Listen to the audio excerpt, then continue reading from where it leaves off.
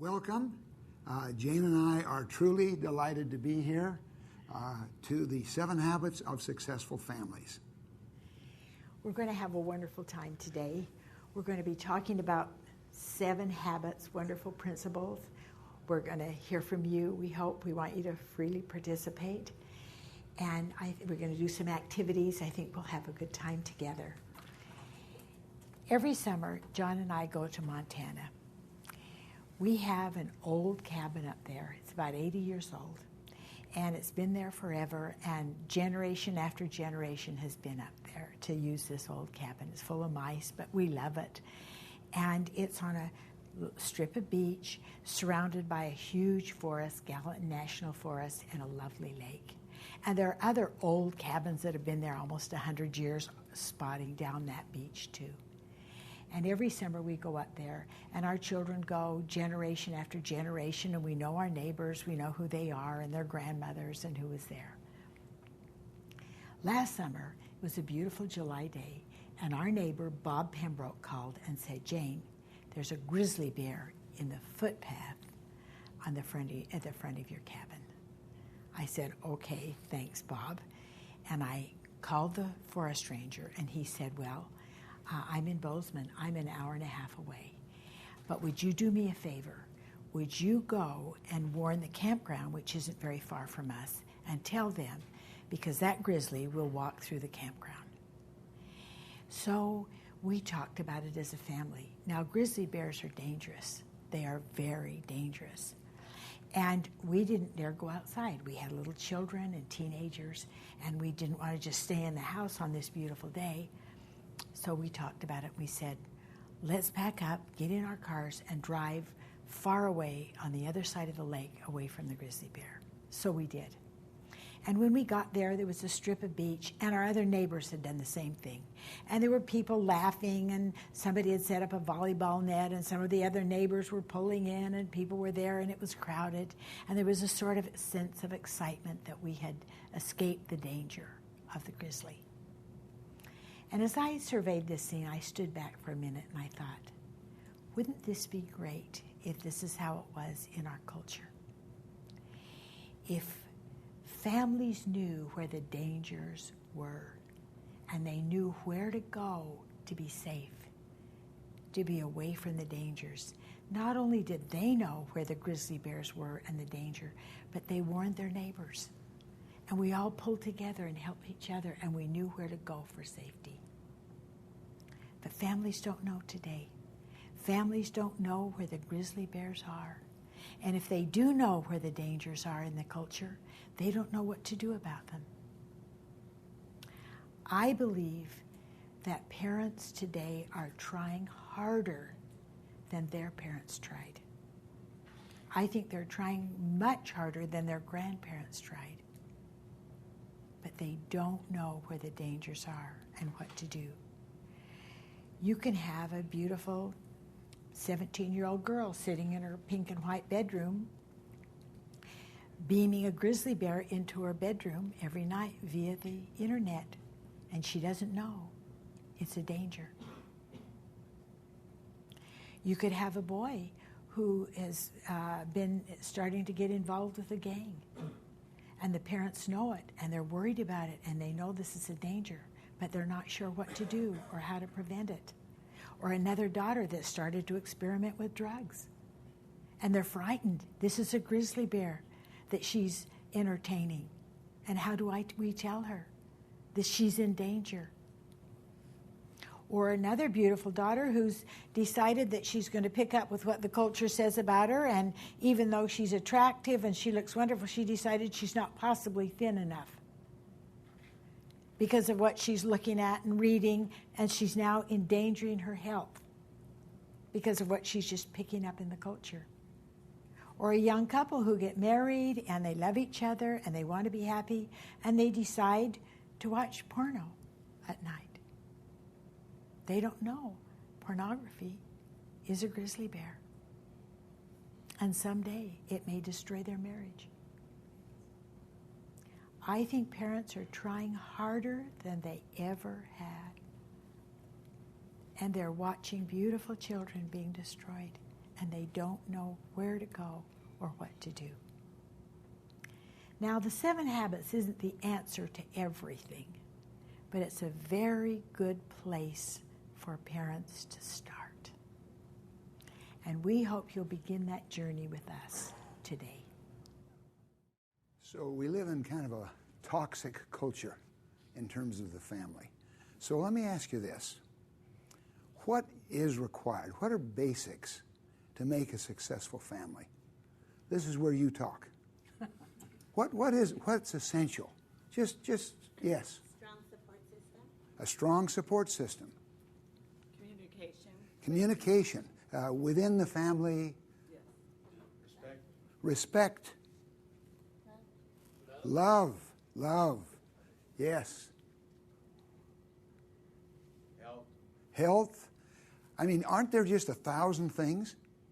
So we could go on all day. So let's use an analogy. If I were to ask you, what are the essentials to play basketball? What are the 3 essentials, the basics? You got to have a ball. Got to have a ball. What else? Well, a hoop. You got to have a hoop.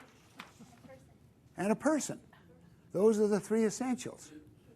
Okay? So what are the 3 essentials of families? The 3 essentials of families. Will you please turn to your participant guide? Keep on going. You've got a checkered thing. The next one over. What page is that? Page 2. So the basics. 3 basics. One is you've got to have values. You've got to know your values. You've got to know what you value. The second is you've got to know your views and your habits.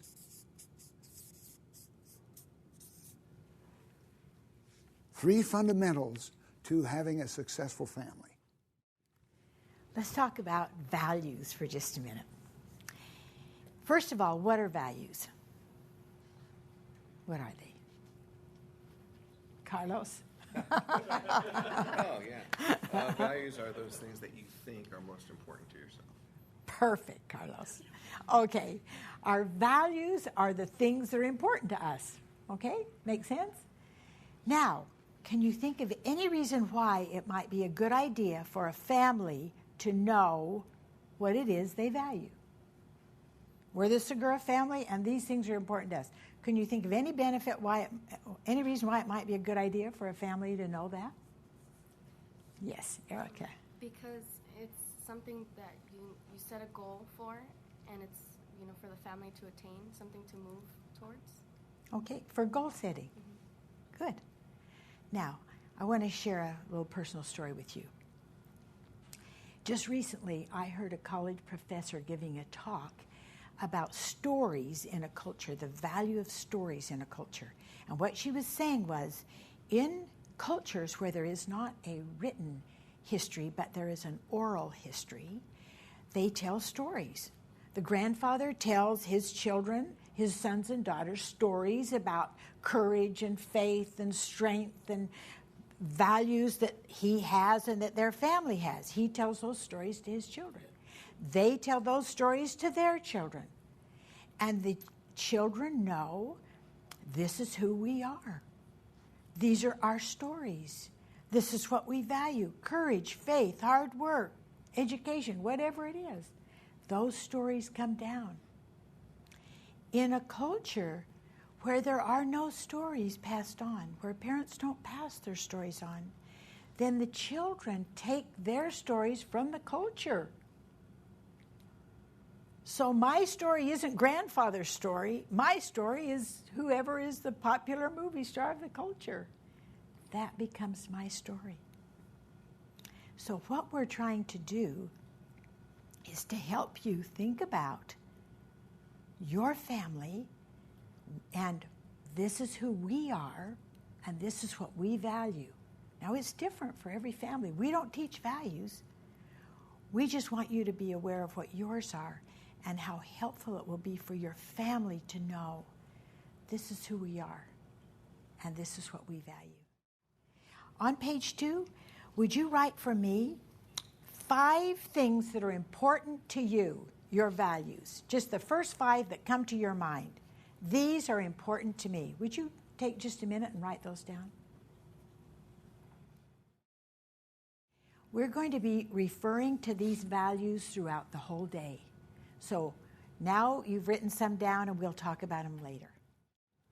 I'm going to use a symbol, a compass. So as you were kind of saying, values give you direction. It's the direction you're heading. It's what you want, where you want to go, what you believe in. Okay, views. What are views? Just what are some words for views? Your opinion, your perspective, the way we see things, the way you see things, your paradigm. It's like your set of glasses. Everybody has a different set of glasses, the way they see the world. And so I'm just going to put this down as a set of glasses. This is your worldview. Some people think that everybody sees the world the way they do. They all think that everybody sees the way they, but the fact of the matter is we all see things differently. I'd like to, how you see yourself and your family is your point of view, your paradigm, your perspective. Will you take a look at the next page? That's page 3. And let's just test it. And will you just do the first 5 questions? It's RSF, rarely, sometimes, frequently. Will you just fill in that? And this is a reflection of what you value in answering those questions. When you've done 5, stop and look back and see if there are any rarelys or sometimes.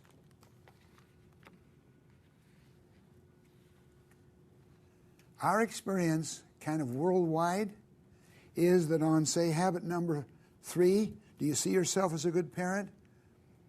A lot of times people don't see themselves as a good parent.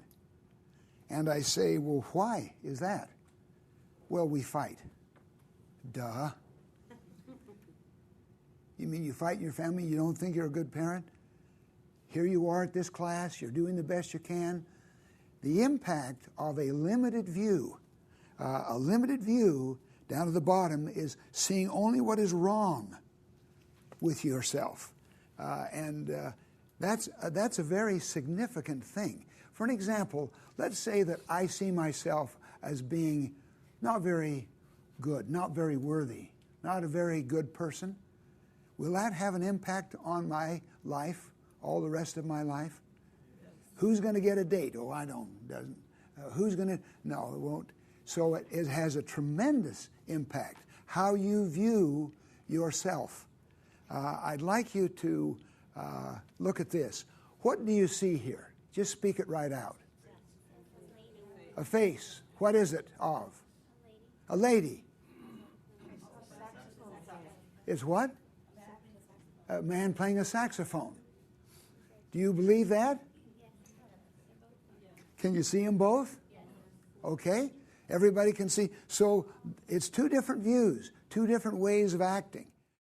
Let me give you a personal story of my brother Stephen when he was on a subway in a large metropolitan city. Look at the impact of his views and how it changed. I was on a subway, very, very large metropolitan city. Sunday morning, it's quiet, sedate. Bunch of young kids run into the subway. Father follows. He sits near me. The kids just go crazy on that subway, running up and down, turning people's papers aside, just raucous and rude. I'm sitting there, oh, I can't believe this. He does nothing. I look at my attitude, see? Attitude. try to control. But look what I could see. After a few minutes, attitude went into behavior. Sir, do you think you could control your children a little? They're very upsetting to people. Oh, yeah. He lifted his head as if to come to an awareness of what was happening. Yeah.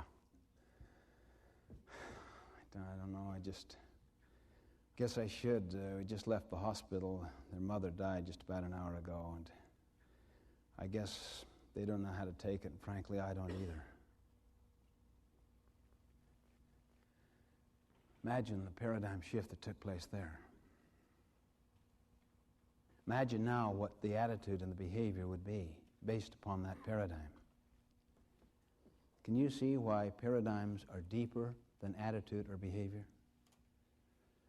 And you know, even though we're talking here in personal and interpersonal ways, the same thing takes place throughout our whole society.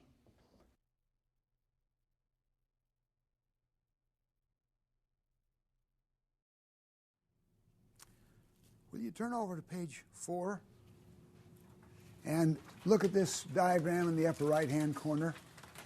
What we're basically saying here, this is the basic idea, and that is that what you see, your paradigm, it determines your behavior and your attitude. So what happened to Stephen? They came in, they were ruckus, and his judgmental. Then what happened? What happened? I saw you physically Monday reacting. What a tragedy. He just lost his wife. Did it change his attitude and behavior? So can you see the power of your views and how you see things and how you need to explore your views in order to be able to really make an effective family? Now, a habit.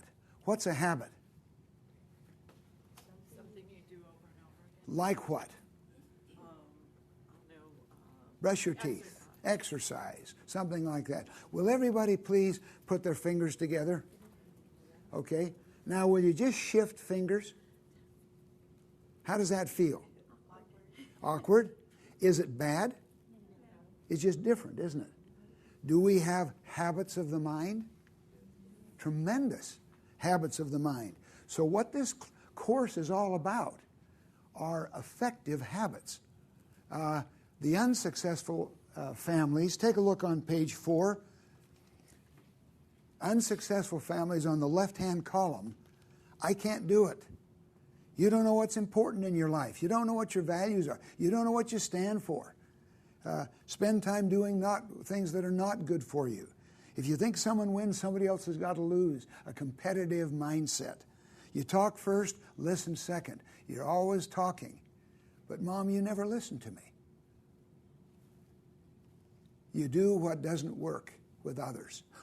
And you don't take care of yourself and your family. Those are habits of unsuccessful families. If there's any one habit that just kind of bounced at you, just put that number in that box. The habit my family has that I'd like to change is, just put a number there. Now, you don't have to put anything. I'm just simply saying, listen to what's going on inside you, because you are the best barometer about your family. Now, let me just share this thought with you. Families are very much like the flight of an airplane. Take a look at that airplane. It has 3 critical elements. One is a destination. The second is a flight plan that's been submitted. And then the third is the pilot up there with a compass. And we flew from Salt Lake City here to Los Angeles. We were off 90% of the time. The weather wasn't good. But did it matter? Absolutely not. We had a clear destination.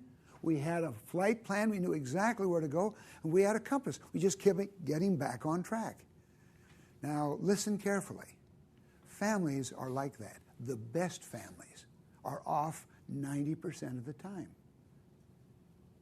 All you got to do is have those 3 things. A clear destination, a flight plan that you trust and believe in, and then just keep getting back on track. You've got hope. Will you turn to the inside back cover? of your participant guide, please. The chart looks like that. And here's your flight plan. There's a place to put your name. Will you put your name, the Segura family or the Covey family? This is your personal flight plan.